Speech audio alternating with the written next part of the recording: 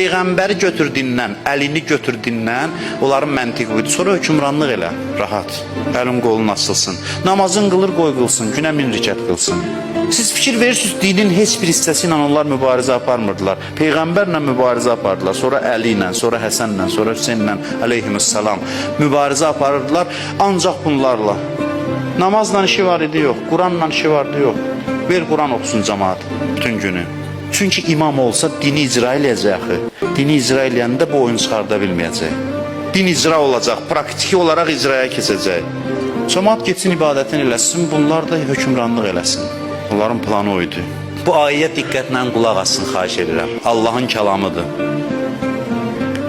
Buyurur ki, və izə qilə ləhum təaləv ilə mə ənzəlallah. Deyir, elə ki onlara deyildi, gəlin. Gəlin Allahın nazil etdiyi Qurana tərəf.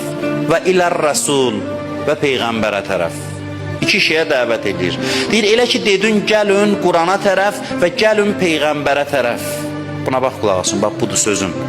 Rəeytəl münafiqin yəsuddunə ankə sududa. Belə halda görəcəksən ki, münafiqlər sənə gələn yolu bağlayırlar.